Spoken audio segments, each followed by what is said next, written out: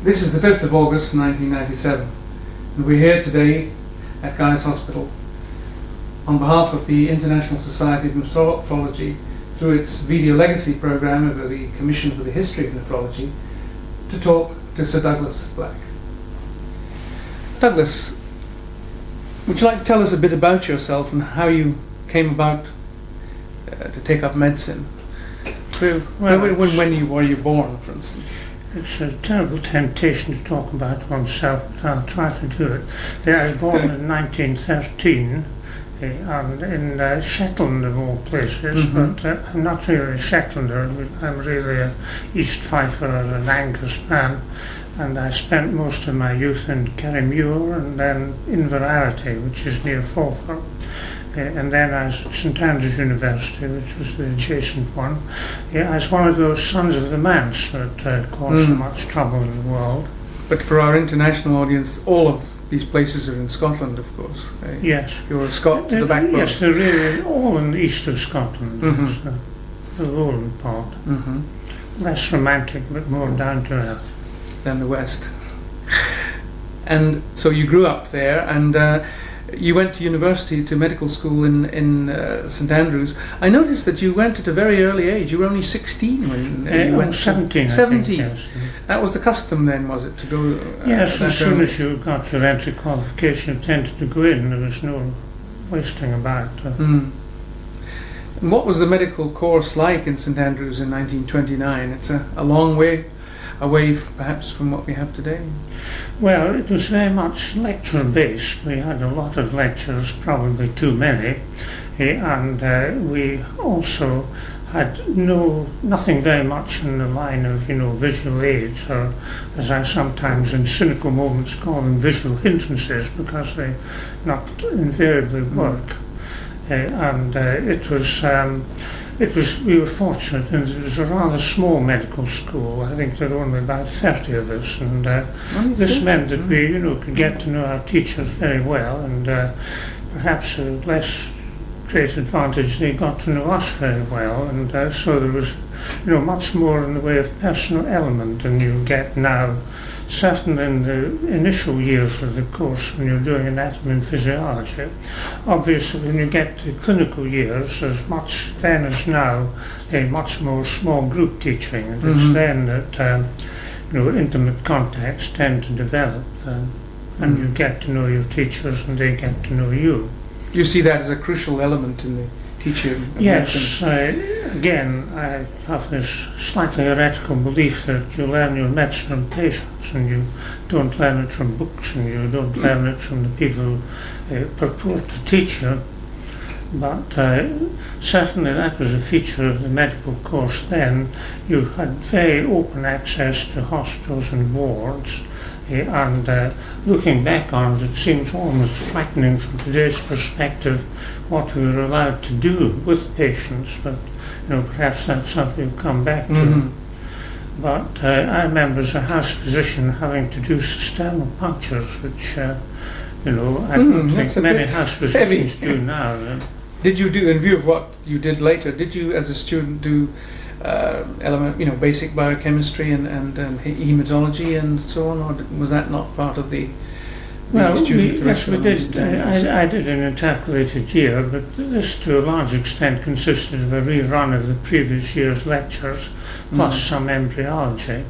But we got a grounding in biochemistry, yes. But they gave you a science degree for that? Yes. Good. Yes. But clinical biochemistry, of course, had hardly been invented. Quite literally, there was no such thing as a clinical biochemistry laboratory. My old boss, Professor Patrick, would come out in the middle of the night and do blood sugars and blood ureas himself. I don't know how accurately he did them. There was no, quality control again hadn't been invented. But you fell in love with St Andrews. Oh yes, well, it was difficult not to. Not just the golf. No, I gave up golf actually when I came down to Oxford, because I found that instead of paying 10 shillings for a year's golf, you'd pay twice that amount for a single round, and my salary at that time was £200 a year, non-resident. I have to explain perhaps that 10 shillings is what, 50 pence, which 50p. should be say 70 cents. Mm.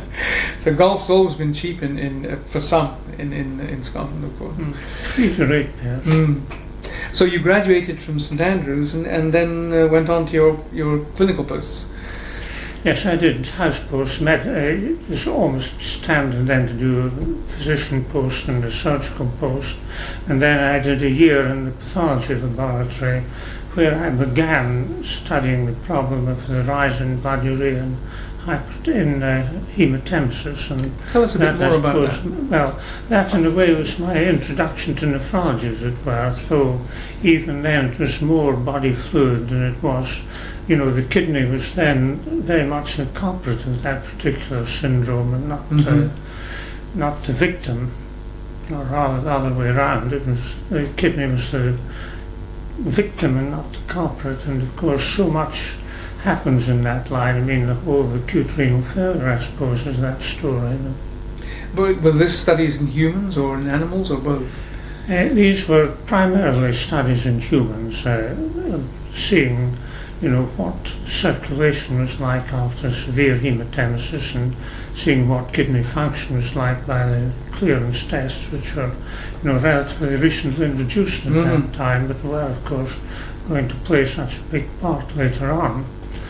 And we also got into absorption of things like iron and so on.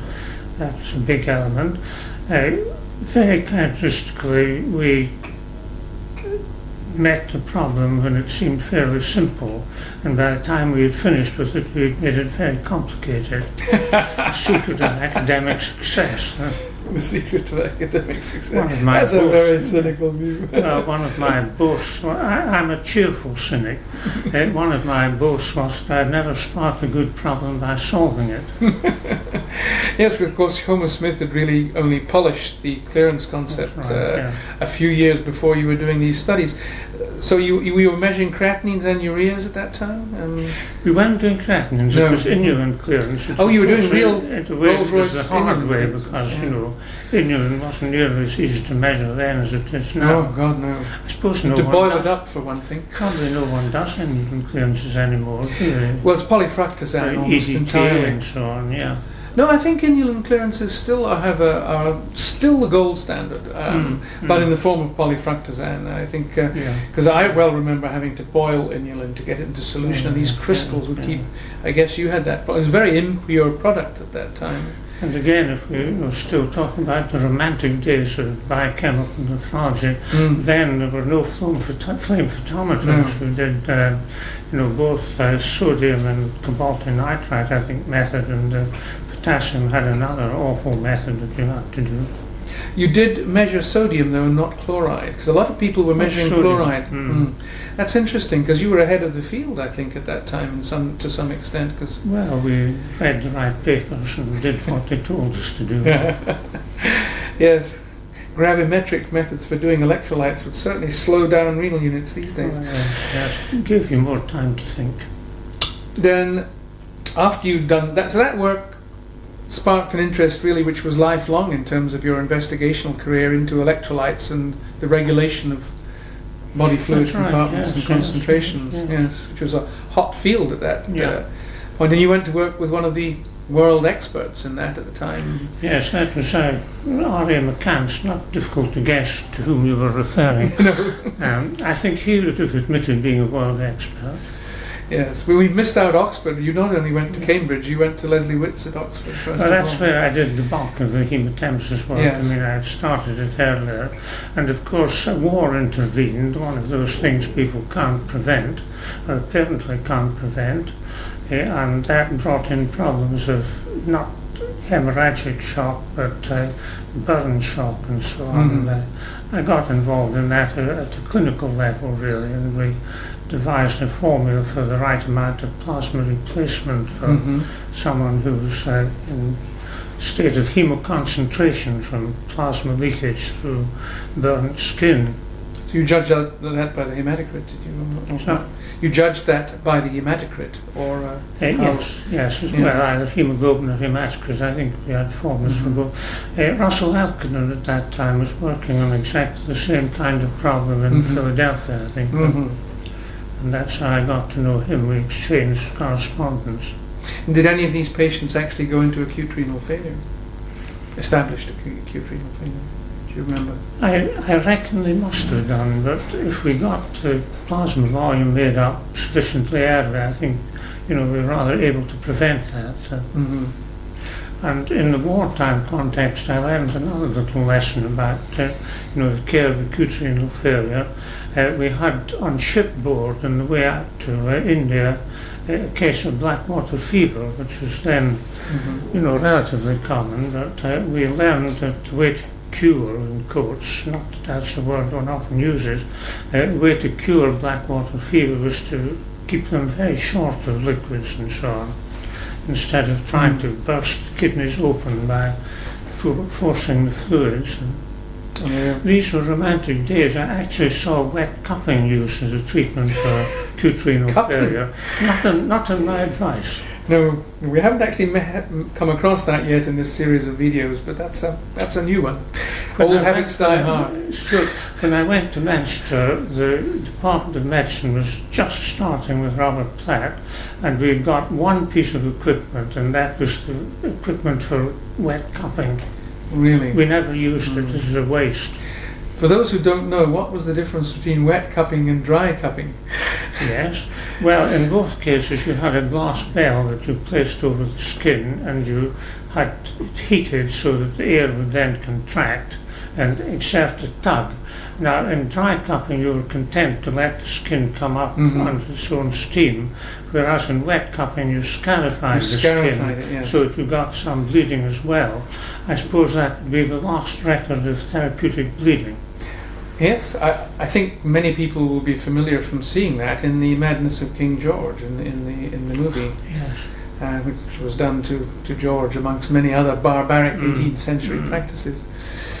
So you finished with the work on hematemesis in Oxford, and then you went to McCants at Cambridge. Tell us a bit about McCants, because he was one of the great figures of electrolyte physiology and management in children and in adults. What sort of person was he? I met him, but only when he was very old.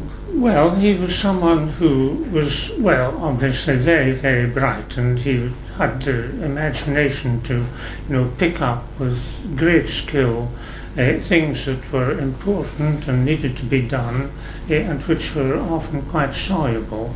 I find it terribly difficult to talk about McCants in isolation, because his collaboration with Elsie Widdowson was, to me, unfortunately still perfect, with us. Yes, indeed, yes.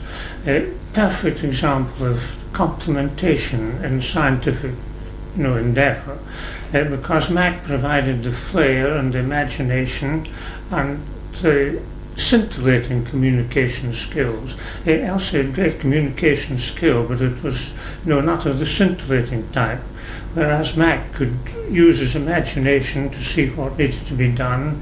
He was very good in the conduct of experiment. He didn't actually like pain. I don't suppose many people do like pain, but he could get a little bit testy when things were going wrong. Whereas Elsie was the stabilising and sort of common sense element, which without which no scientific you can see that looking at it. Complete. Yes, they look a bit like that. Yeah. But he's an inspiring chap to work with.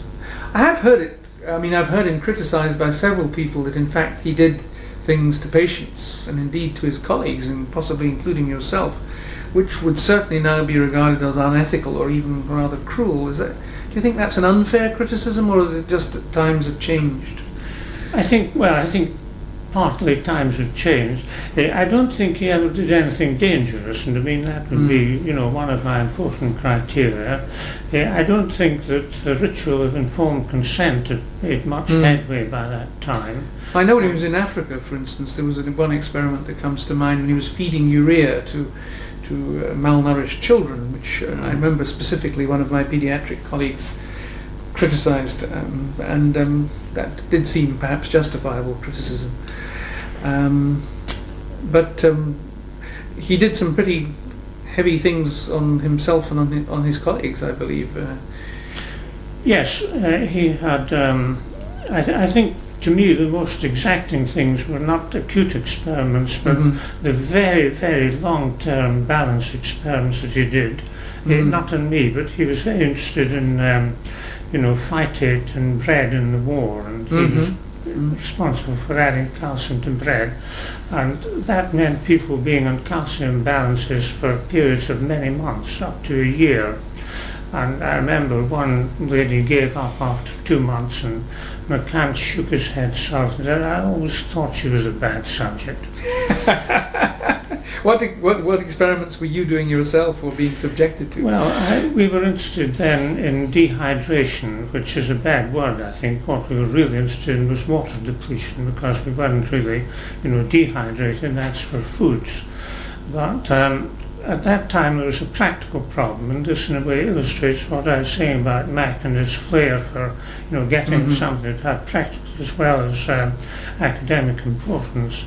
And at that time there were worries both about people being in lifeboats in the Atlantic after U-boats had sunk ships, and also people in the desert whose tanks had broken down. So it was important in the first case to know whether they should drink sea water, and in the second case whether they should drink their own urine, both of which things sound rather horrible, both of which things had actually been done by people at that time. And I think by showing that the overall event in water depletion was increased concentration of body fluids, we were able to show, well, I'll quote two of Mac's epigrams, which I think put the thing in a nutshell. With regard to drinking sea water, he pointed out that this was really, much stronger in concentration than anything the human kidney could do. And therefore one would be, making things worse rather than better. And he had an even more short way of putting the problem of drinking urine. He said this is making the kidneys do again work that they've already done, and there's nothing to be gained by it. Yeah. But the thing I learned, particularly in Cambridge, was the importance of doing one's own biochemical work. Not necessarily every single estimation that you make in the course of what may be a long collaborative research, but certainly the necessity to do it sufficiently to know what the snags are in the method, and to how to look out for discrepancies and so on. I had a very good training in, which I've since forgotten, of course, in good laboratory technique. Elsie was a past mistress in laboratory technique, and Mac knew the important things. And there were, of course, other people working in electrolytes and the regulation of body fluid at that time and immediately after. You mentioned that Mac quoted Kerpel Fronius to you, I remember. Yes, that's right. He had a tremendous regard for Kerpel Fronius, who was a pediatric biochemist in Hungary, in Pécs, P-E-C-S, and he had obviously been thinking along very similar lines to McCann's, a thing that always endeared people to McCann's, and to some extent in animals Kerpel Fronius had worked out the ill effects of water deprivation. And again, Kerpel Fronius and McCann's relatively simultaneously made the important distinction between water depletion and sodium depletion or salt depletion. They both hit on this one, and certainly in this country, in England, this was brought much more to clinical prominence by H.L. Marriott at the Middlesex Hospital, who had, I think, Gulstonian lectures in which he, rather underlined this thing and translated it into clinical terms to an extent that Mac and Kerpel Fronius hadn't entirely done. I think Marriott's name's been lost, but he's one of to some extent, many yes, people. But he did a good job in the Middlesex by, sometimes clinicians don't immediately seize on the importance of biochemical and physiological knowledge, and Marriott was what we might call a good interpreter. sort of haute something or other. There's a good French word for it, isn't it? Haute vulgarisateur. My French accent is such, whenever I speak in front of people say, speak English, please, and I can't do that either. Well, one name which has endured, of course, is Gamble's. Yes. I think many people know of him who never saw him. Did you meet Gamble? Yes, I've met him, not to any great extent, but I met him in Boston at the Children's Hospital there. And again, he was, a great pioneer. And again, he illustrates something, the tremendous contribution that paediatricians have made to nephrology. Because there, everything happens so much more quickly and so more acutely. For instance, a child can lose, a quarter of body weight in half an hour, as it were, whereas with adults it all happens more slowly, and paediatricians, I think, have made a tremendous contribution here. Yes, I remember Jack Metcalf, whom we sadly lost the other year, who himself went into renal failure, of course, talking with great reverence of Gamble. It was interesting, here was this man of 70, a very distinguished man in his own right, who always referred to Gamble as Dr. Gamble. Never as anything else.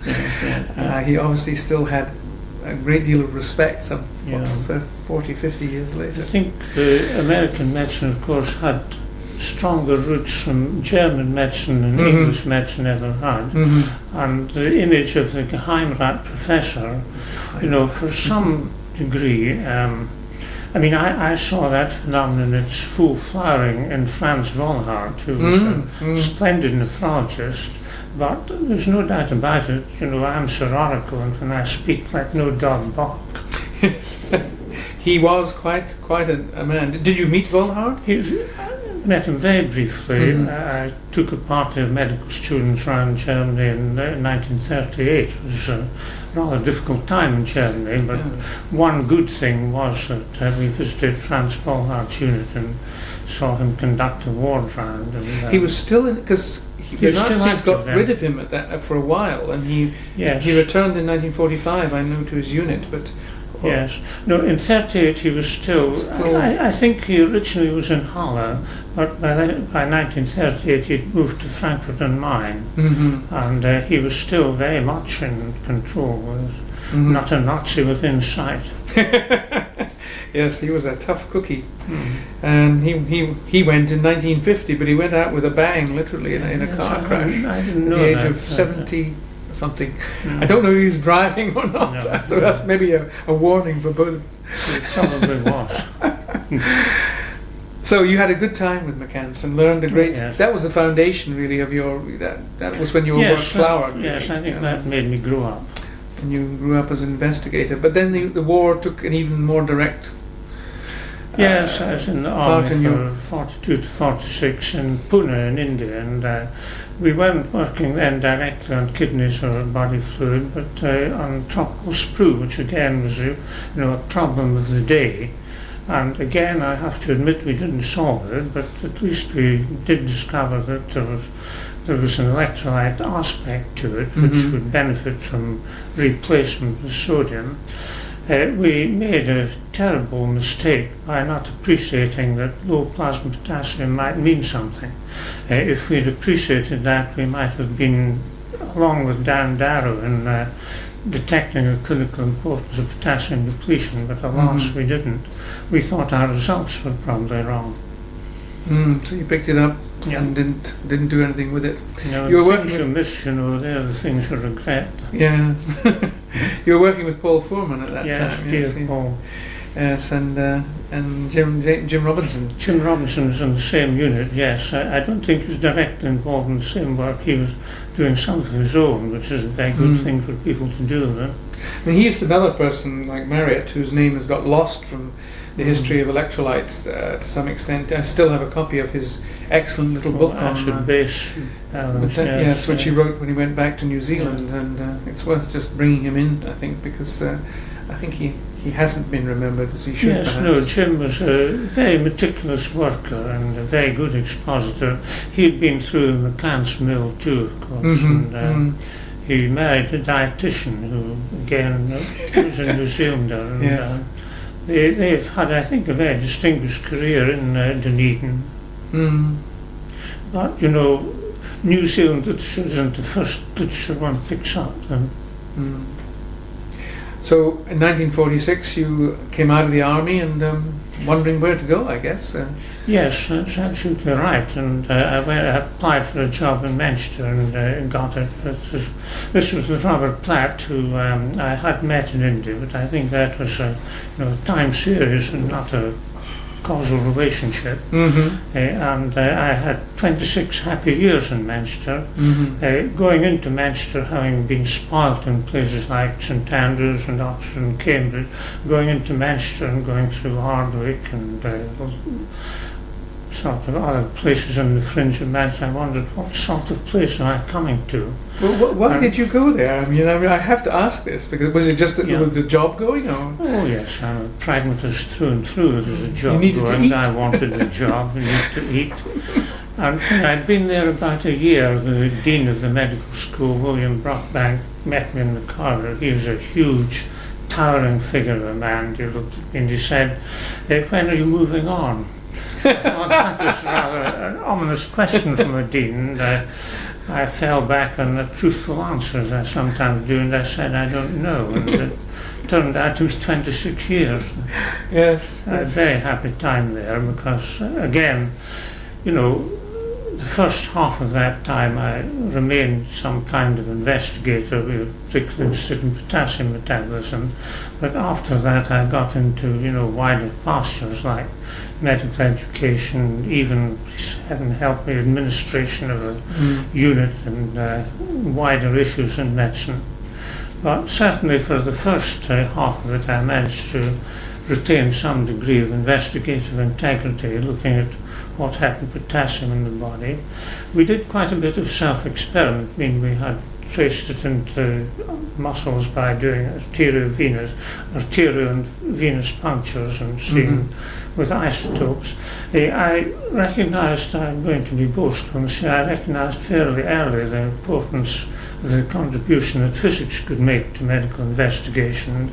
I got a talented investigator, Bill Emery, to come up from the Hammersmith to work with me, and we did a lot of tracing of potassium, both in the muscles and in the kidneys. We did have I had a catheterization, renal vein catheterization, that we'd had simultaneous arterial and renal venous samples, and we satisfied ourselves at least, and I think possibly others, that the first circuit passed through an organ took pretty well all the potassium out and replaced it with other potassium, which is very interesting.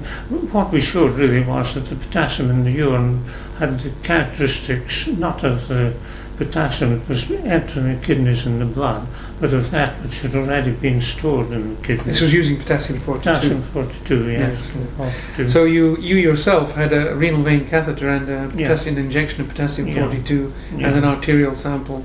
Yeah, indwelling. Simultaneous arterial and renal venous samples. I doubt if you get that past an ethics committee these days. In those days, two things saved us.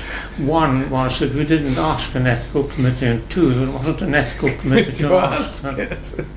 Yes. But I think the most interesting thing we did with potassium at that time, I did with a dear friend and colleague and the splendid man Malcolm Milne, later went to Hammersmith, and we made ourselves potassium depleted to a very modest degree, and again we showed that the kind of potassium depletion that you would get in, say, diabetic coma was something that certainly must have contributed to the clinical picture, but didn't contribute in any very major degree, because certainly that order of potassium depletion didn't make us ill. We were well able to do our work.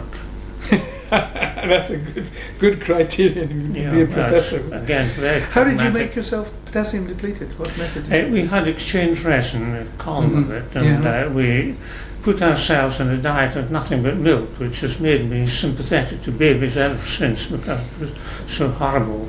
But we had 3 litres of milk a day, and we did balance experiments and found out about potassium excretion in the urine and so on. And then we put the milk through sodium resonant sodium cycle, so that the sodium was the potassium in the milk was replaced virtually entirely by sodium.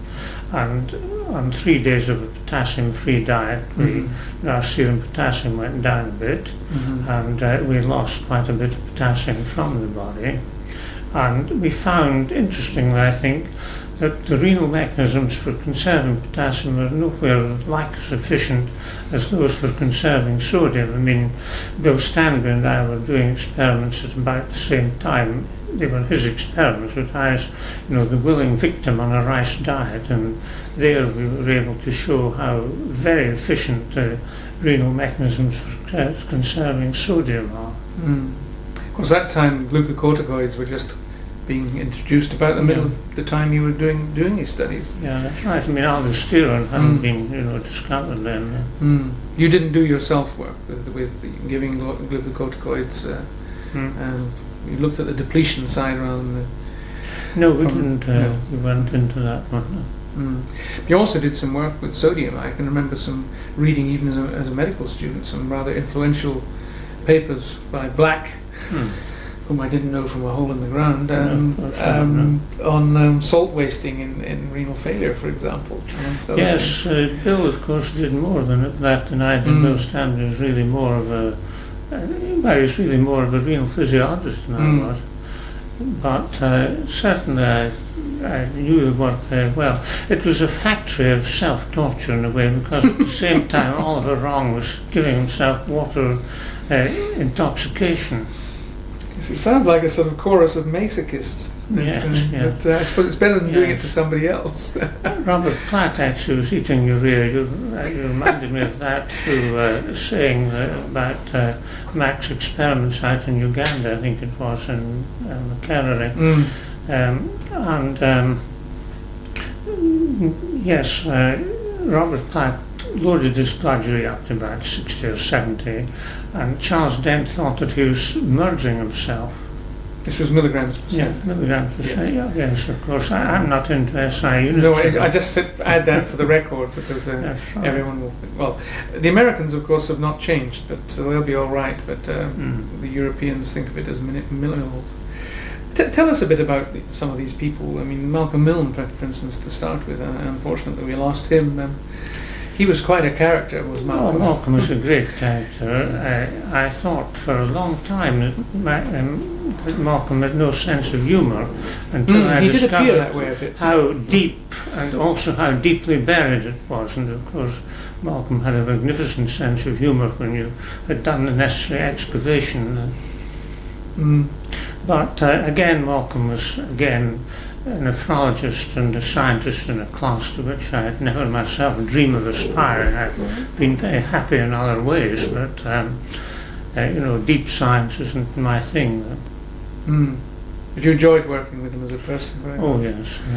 No, Malcolm was a great joy to work with, and tremendously conscientious and tremendously reliable, of course, just the salt of the earth.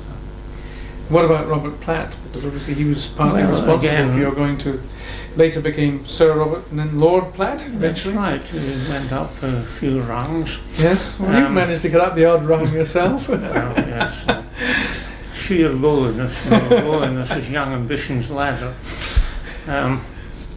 No, Robert was primarily a splendid all-round clinician. I mean, he was a real general physician, and his nephrology again was, profound, but he wasn't primarily a research worker. I think that he could interpret research very well. I suppose in the nephrological world he's best known for his clinical applications of the intact nephron hypothesis that Neil Bricker yes, Neil has always been very careful to acknowledge Robert. And I think that's what Robert was really good at detecting a clinical syndrome and then, finding a biochemical basis for it. But, primarily he was just a splendid all-round clinician. So I was just saying to you earlier, I've still got a copy of his book on nephritis, which I bought as a student, and it's an interesting read still. It's and from the clinical point of view, it can't be better. The descriptions are excellent. a splendid observer, I mean, and very, very shrewd man in all conceivable ways. The shrewdest of people can get it wrong. I mean, there was a very famous controversy between Robert Platt and George Pickering on the nature of high blood pressure, because Robert Platt thought that this was genetically determined. Well, they both thought it was genetically determined, but Robert thought it was almost a Mendelian genetic determination, whereas George Pickering thought it was multifactorial inheritance. And there's no doubt to me about it that scientifically Pickering was right, that it was a multifactorial thing, because Robert, in order to work out the Mendelian tree, had to call on that dubious ghost in the machine a lack of penetrance. In other words, when people didn't develop what they should have been developed, this was lack of penetrance and not a criticism of the basic genes lying behind it, and that it was an elegant fudge, or perhaps even an inelegant fudge. Variable penetrance still comes up in the literature right now today. There's a very good resume of it, I was saying earlier, in John Swales in the memoir series, as anatomised that controversy. The memoir series, I should remind those who don't know, is a series of books which you've contributed to yourself, which is published by the college. Yeah. John Swales, I needn't say, didn't reproduce the entire writings because they ran to many, many pages of stuff, but he at least put the whole thing in perspective, which is always a difficult thing to do, but very valuable when people do it. And to a young investigator like myself, it was like two sort of Goliaths wrestling in mud. Right. Well, they enjoyed the battle for a lot longer than the spectators did. Yes, it went on a bit too long, I think, in retrospect. But you've not always, you admitted that you've not always been always right yourself. Once or twice you made some ex cathedra pronouncements which turned out to be not entirely true. Well, it's the trouble about journalism. In those days, I mean not now, in those days Robbie Fox, who was the editor of The Lancet, used to ask me to write editorials, and when oral diuretics first came in, admittedly in the imperfect form of Diamox and similar things that acted on the bicarbonate anion, they weren't tremendously effective, and people soon got tolerant to them, etc., etc. And I said wisely and profoundly, I doubt if these things will ever replace the well-tried mercurial diuretics. Well, it must be 20 years since anyone gave the well-tried mercurial diuretic. 30, I should think. Of course, yes. Yeah. So I think that it's educative, the clangor that one drops, if one appreciates that it is a clangor, as I soon came to do. One other person you mentioned that you met in Manchester was Darcy Thompson, which I was fascinated by, because I'd always been fascinated by him as an individual, and I'd never met him. He was a real polymath. I didn't, of course, meet him in Manchester. I met him at St Andrews, where he was professor of zoology, and being Darcy, he was able to be professor in two places, St Andrews and Dundee, and he'd equally well have been professor of classical Greek or professor of mathematics, because he brought all those things together in his, one of the great works of modern zoology, Growth and Form, because he brought in the classical learning of Aristotle's natural philosophy and the mathematical formulae underlying the shape of shells and so on. And it's been one of the most influential books in, modern biology. Greatly appreciated, for example, by Peter Medawar, and I can promise you that any book that was appreciated by Peter Medawar was some book. It was an accolade indeed, yes. Yes, I first came across his name in one of Medawar's essays. Yeah, myself. And he was a giant of a man, both intellectually and, I believe, physically. They were both that, actually. But Darcy was so bigger than life. And of course, another Mancunian you had a lot of contact with was Jeff Berline, who was well known to all of us. Yes, Jeff polarised the teaching staff of Manchester University into two groups. Those who... You can say anything you like, Jeff, if he's watching this, will love it. Those who were frightened of Geoffrey because he knew more than they do, and those like myself who made the same recognition but at the same time was willing to listen at the fount. And I liked Jeff very much. He was often a thorn in my flesh when he became a member of my staff, because, of course, Jeff's idea of the ideal ward was one completely full of renal patients, whereas my idea of a ward where you were going to teach medical medicine, because that was in your contract, it was one where there was people with orthopedic ulcer or neurological problem or something. Not all renal patients have all the problems, though many of them have most of them. Well, nephrologists were always arrogant people, including me. That's right. Now, during the time, of course, nephrologists, I've used the word, during the time that you were in Manchester, nephrology as a specialty, rather later than many other areas of specialism, hived itself off gradually from general medicine. You were in on that movement. Tell us a bit about the growth of nephrology and the beginnings of, say, the Renal Association in the UK and the ISN and the world as a whole. Well, it's perhaps a tendentious way of putting it. I never mind that. I think that whereas neurologists rushed in their fate, nephrologists had to be dragged backwards towards it. Because I think nephrologists tried for a very long time to maintain a very high general physicianly component. We still do. In which they were much assisted by having to deal, just in the nature of their work, with hypertension and with all the myriad complications of renal disease. So, you really couldn't stop being a general physician with any degree of safety to your patients, which is, of course, what really matters. And, well, I saw things happening organisationally. One very stimulating thing, actually, was the origins of the Renal Association in the UK.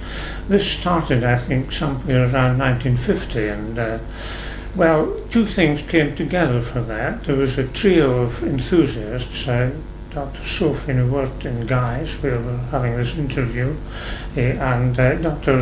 Osman, misprint there. Dr. Osman, who worked in Guy's, Dr. Sophie, and a gynecologist who was God knows where, but again, he was an expert on, a mistaken expert on eclampsia, but who isn't a mistaken expert on eclampsia if they're an expert at all?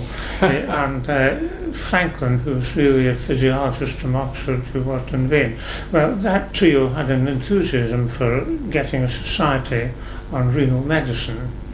And they met Gordon Wolstenholme, who at that time was director of the SIBA Foundation, which was a very far-seeing organisation which encouraged scientific meetings on an international basis. It was funded by the SIBA firm, and I think Gordon Wolstenholme was one of those magic people who make a unique contribution to things by doing what no one else could quite do. And that's how the Renal Association started, and of course it's grown into other things, European Society, International Society, and so on. Were you personally concerned with setting up the Renal Association? I think as a founder member... you were a founder member? As a founder member, and as fairly early on at present and the like. Yes, you were present. And Hugh de Warden, I think, was present just before me, and he did one of the best things for the Renal Association, because he persuaded Norman Jones to be its secretary. And that produced tremendous efficiency and flair, of course. Yes, indeed. In the association, yes, Norman's a splendid chap.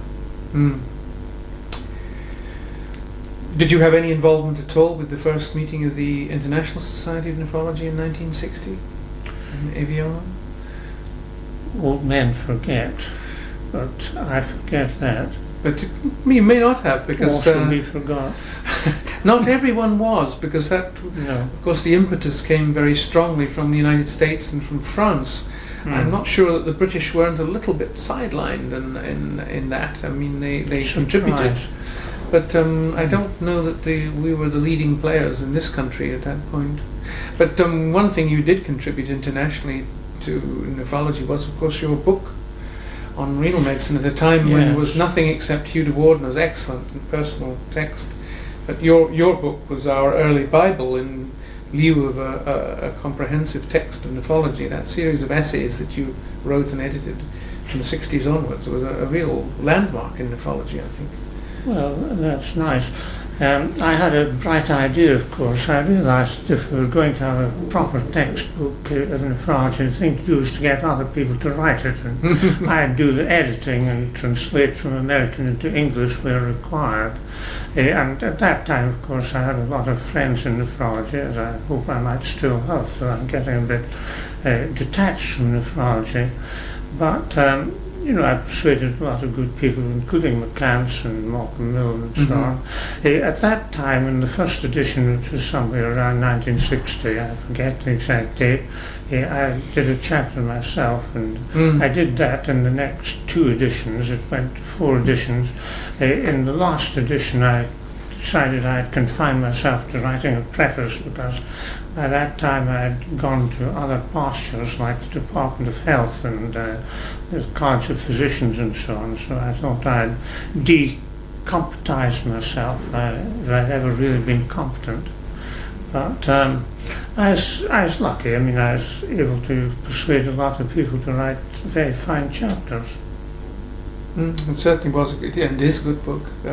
And I liked it to be interesting, and I tried hard to make it interesting. You had fun. Even if you didn't make money from it, you had fun. I didn't actually make any money from it. I didn't take my own chapter fee, and I didn't take any editor's fee. Those were the days of folly.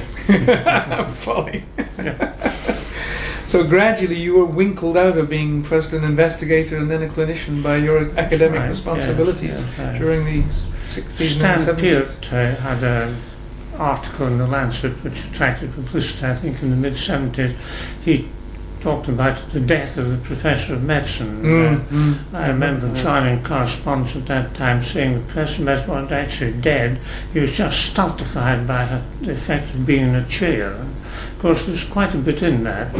George Pickering, I remember, when I was appointed chair and manager, said to me, your job now is to make it possible for other people to do work, you will not be able to do any yourself. And he was just about right there actually in the second part of that clause. I won't say much about the first part. Yes, it happened surprisingly early, because the old idea of a professor of medicine as a doer has turned into the professor of medicine as administrator and fundraiser. It's got a lot worse now, though, because in the old days, people came to me and said, could you possibly employ another senior lecturer if I fund one?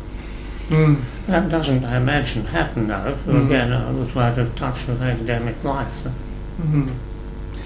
But of course, your post-nephrological career, if one can, has been stellar. You became the chief scientist of the Department of Health. You dived into that. What, in 1972 was it? You left your chair. Yes, again, diving is a strong word. I was plucked into it. There's a one can't start exactly there.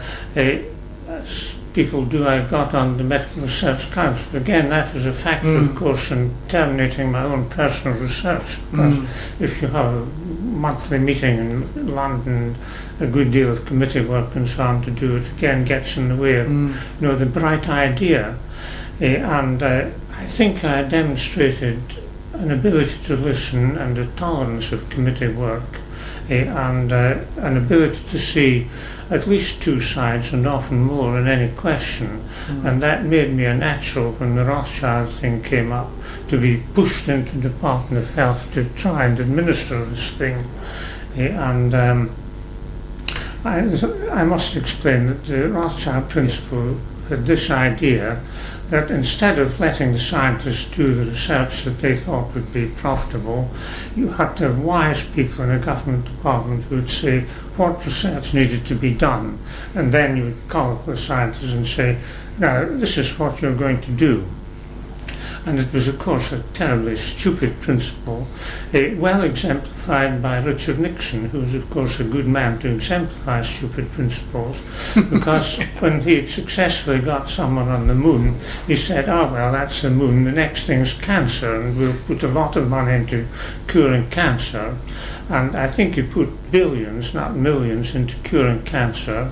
And as far as I can read, the net result of this was to show that doing occult blood tests wasn't a tremendously 100% way of detecting cancer. And that's not a great output from billions, you know. Anyway, I was put in to implement this thing, and luckily in a way, and this is the only time that it's been a lucky thing, research funding became constrained very soon after that. And this meant that the structure that we had erected, which might have articulated the demands of the Department of Health in such a way that the MRC could, you know, understand what they were, became gradually worn down.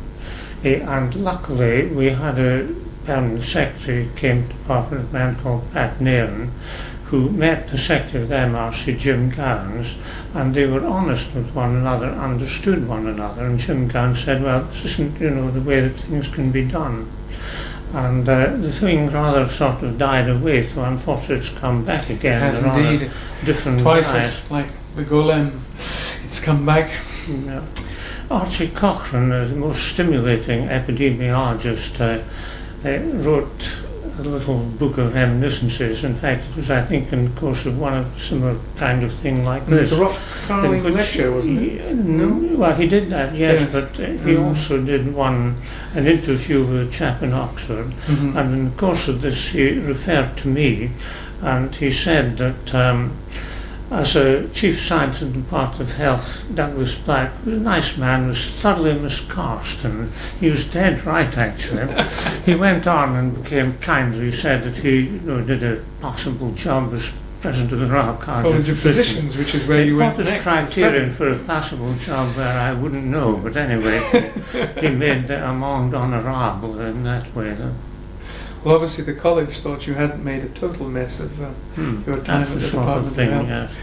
And then you moved on to the British Medical Association? That's right, that was a one-year stint, but then there was one of those unlooked-for extensions. I became chairman of the Board of Science and Education, so-called, for another 3-year stint. I took it, and then Chris Booth took that on, and then Jack Howell. And I think we managed to do something with BMA funding, and, you know, we had some, I think, quite good reports on things like deprivation and health and so on. Well, of course, that was one of the things that you were associated with in the United Kingdom. Most strongly, perhaps, is the Black Report, which was smothered by the government. Perhaps you'd like to talk a little bit about that whole business, because deprivation and health is very much in the news now. Again. It's quite interesting in the way that things happen by chance, because this thing started in 1977 when David Ennals, who was then a Labour Secretary of State for Health, called me into his room and said, you know, there's this link which is already well recognised between social class, as he called it, and disease. And he said, you know, get some people together and look at this. So we got people together, the notable ones being Peter Townsend, who was a sociologist interested in poverty, and Jerry Morris, who was one of the pioneers of epidemiology in this country. And we looked at it for 3 years, and then we brought out this report.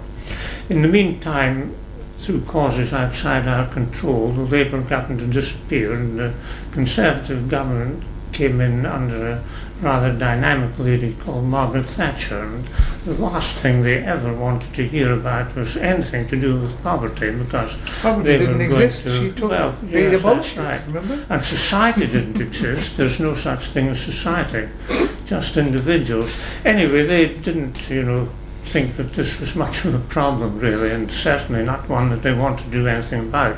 So they thought, well now we'll, you know, not bother too much about this, we'll bring it out in a very unreadable edition, The Silly Season, and that immediately transferred from page 4 to page 1 headlines.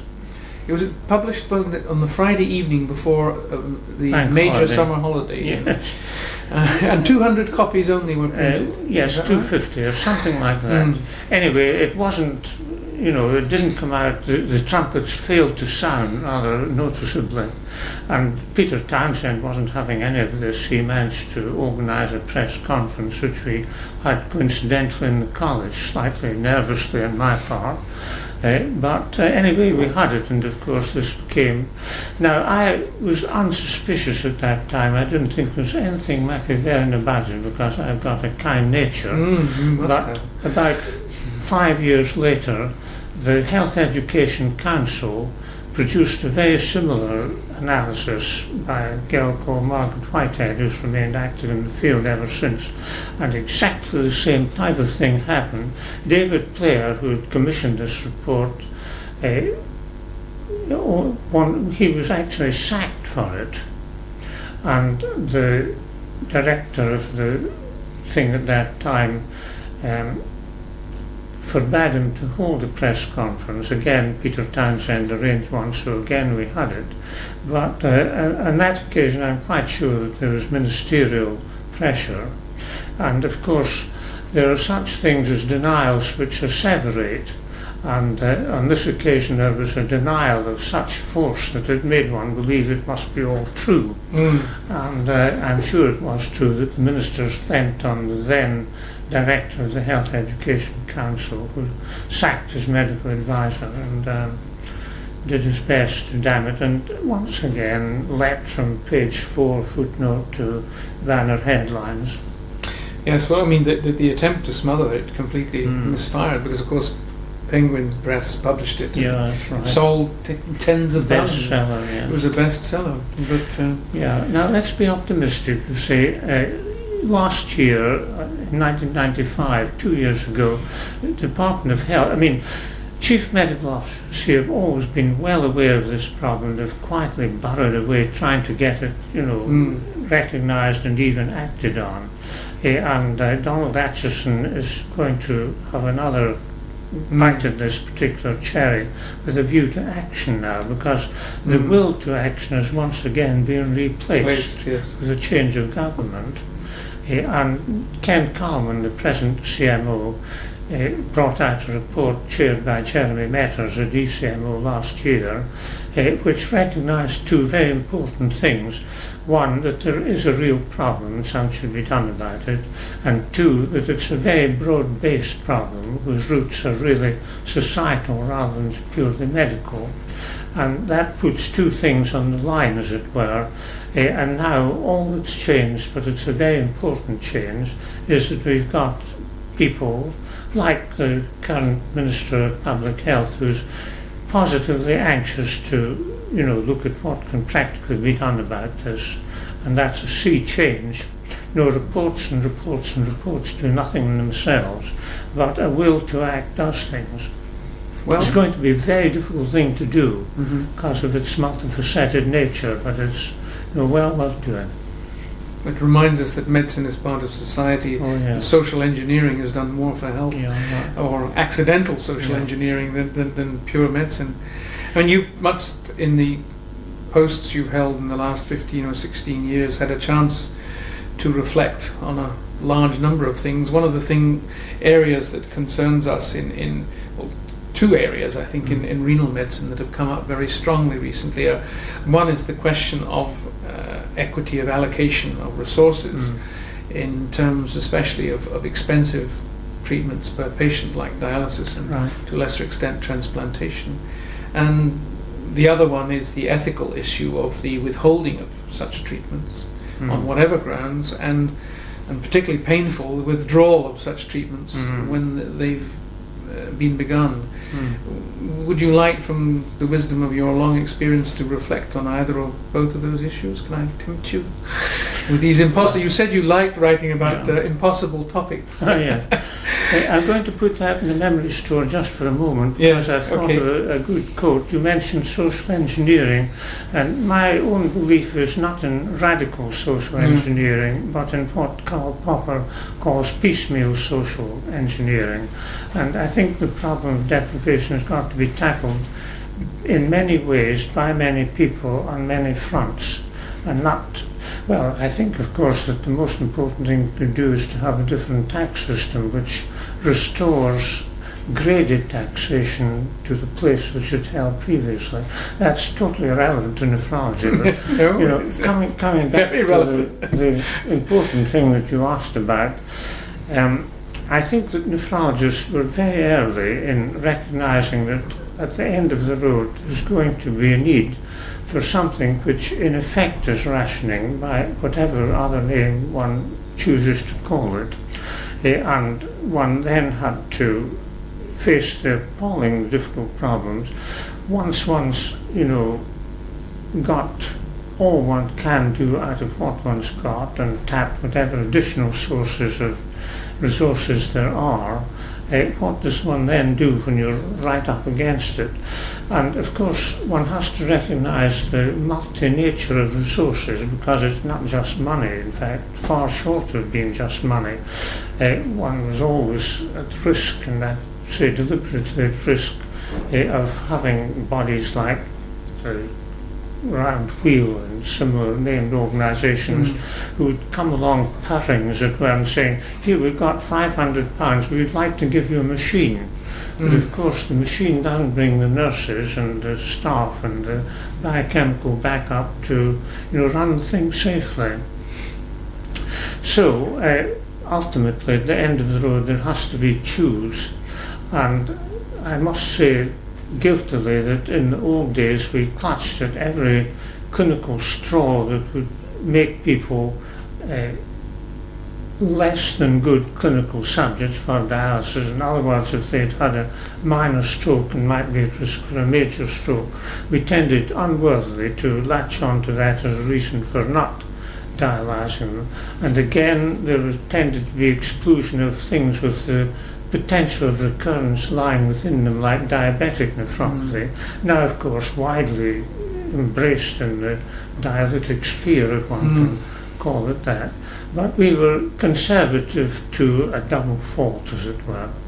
We dialysed too few people. That was especially true in the United Kingdom, of course. That's right. And I have another thought about this. I'm not tremendously in favour of getting a committee that's composed of sociologists and clergymen and people who represent the community.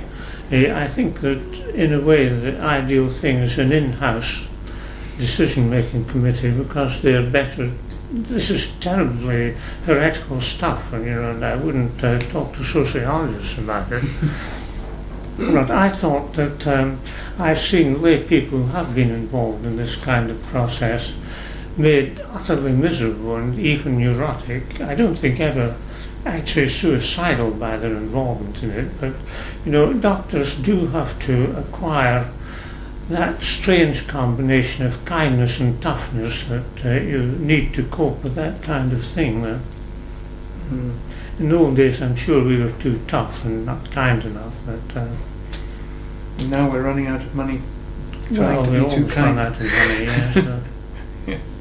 That's been the theme of medicine in the last 30 or 40 years. There's not enough money for it. Yeah. Have you any feeling about how much one should spend on health? I mean, you've seen, as you know, the international comparisons, and you know how it's changed in the UK. But we still spend a good deal less on our total cake on health. From your perspective, from the department, from the college, from the BMA, and your own, do you think there's a right figure, or that we should be aiming for? I mean, the Americans have overshot and are desperately trying to decrease the amount of spent on health care. Have you any feeling for that? I think that we could profitably, and by profitably I actually mean profitably, spend more on health care. How much more, of course, gets very, very difficult. But I think that my primary target would be to move up to where we are with the European countries. Yes. That would seem to me to be a target within reach and which is sensible. That would be about 8% or something like that of gross national product. But I also accept the conservative message that one should be eliminating waste by all possible means. But I think I'd start by a different kind of waste. I mean, I'd be getting rid of a whole lot of managers and people, very popular remedy among doctors. Yes, it's very popular. You see, I think that I knew Ken Stowe very well, who was secretary in the department. He actually was influential in bringing in Griffiths in the middle era of the Thatcher government. Griffiths reorganisation of the National Health Service. Yeah, from Sainsbury's. And he said, well, looked at the health service, said, there's nobody in control of this at all. And he said, we must need management. And he didn't understand that there's more kinds of management than one. He thought entirely in terms of line management. He said there must be a general manager for every medical activity, not recognising that medical activity is a sort of syncytium. And the government, of course, this was manna to their ears, because they also believed in that kind of management from Maggie downwards. And they put it in, but really consensus management was working much better, not perfectly, heaven help us, but it's the only real way to manage the thing. And Griffiths couldn't see that there was such a thing as consensus management, so he said there's no management, which was wrong. But, I mean, there's a present situation ridiculous with contracts for everything. Well, it may well change, but we'll have to see. And both healthcare systems are in turmoil everywhere in the world, in the developed countries. And I don't think anyone has easy answers to these very difficult questions. Perhaps a final question, unless there's anything else you want to talk about that we've forgotten. Do you have any great regrets in your clinical, very distinguished and long academic and clinical career?